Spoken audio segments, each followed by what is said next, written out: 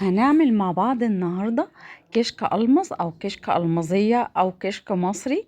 معرفش بتسموه ايه، بس عايزة اقولكوا دي اول مرة كنت اجربه، لان بما اننا من اسكندرية احنا عندنا الكشك بيبقى بالجمبري والصلصة. وهدوق كده واسمي بسم الله واشوف ايه الاخبار مع شوية البصل المتكرملين، وهو دايما بيتاكل بالعيش. اخد واحدة كمان.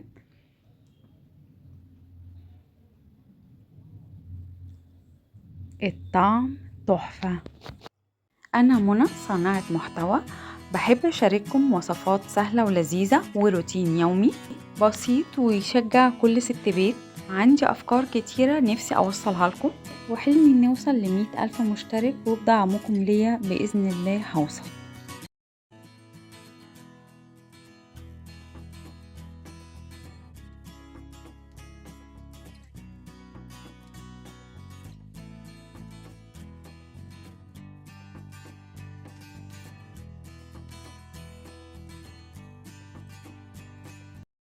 في البداية هنسمي بسم الله وهنزل بحلة على النار واحط معلقة كبيرة من السمنة.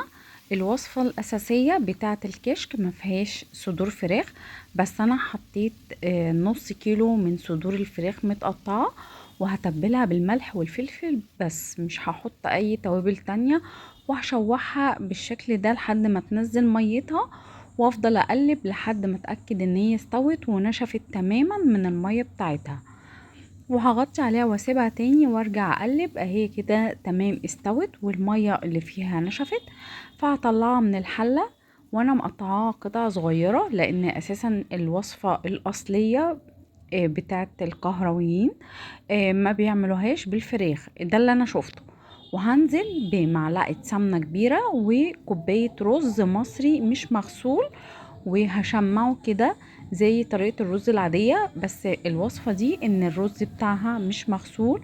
وهتنزلي بالشوربة، اي شوربة موجودة عندك، شوربة فراخ شوربة لحمة مفيش اي مشكلة، وتغطي عليها لحد ما الرز يستوي.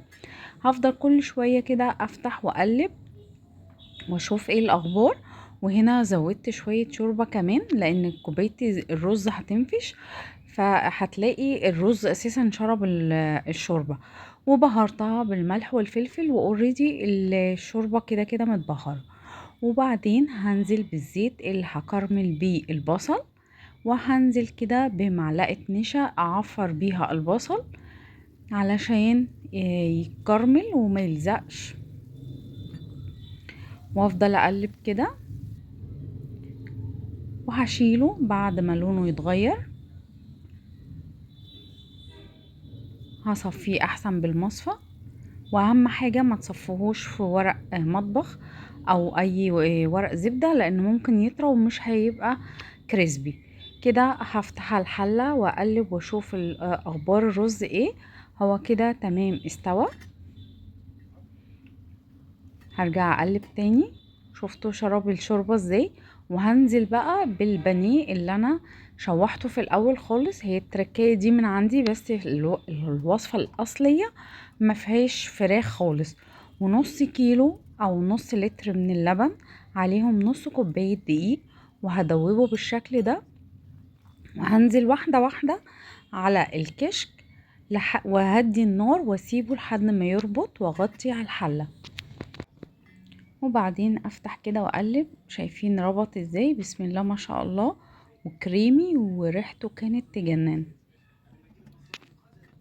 من اسهل الوصفات اللي انا عملتها، واللي فرحني ان دي كانت اول مرة اعملها واصوره ويطلع طعمه تحفة. اقسم بالله يعني الوصفة دي ازاي انا ما عملتهاش من زمان.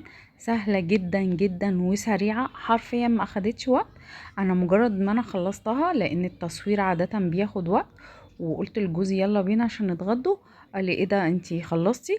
لان التصوير لما انا بصور فيديو فيه اكل يعني 3 4 ساعات على الاقل. تمام. عايزه اقول لكم ما قعدتش يعني نص ساعه في المطبخ، وقلت له يلا بينا الغدا جاهز.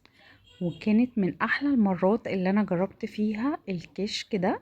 وهنزل كده بمعلقه زيت من البصل علشان تتحط فوق الوش وخلت طعمه في حتة تانية خالص.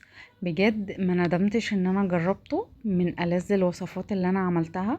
وان شاء الله هبقى اعمل كشك اسكندراني علشان تشوفوا احنا في اسكندرية بنعملوه ازاي. ولو انتوا بتتفرجوا لحد دلوقتي انا بشكركم جدا، لايك وشير واشتراك في القناة. وانا بشكر كل الناس اللي بتكتب لي كومنتات، انا بفرح بالكومنتات دي جدا. ربنا يخليكم ليا يا رب، ما يحرمنيش منكم، سواء انتوا مشتركين ولا لا. تنوروا صفحتي واستنوني ان شاء الله في رمضان هنعمل وصفات حلوة ولذيذة وحلويات. واكتبوا لي في الكومنتات انتوا عايزين ايه اعمله لكم. ونتقابل ان شاء الله في الفيديو جاي. باي باي.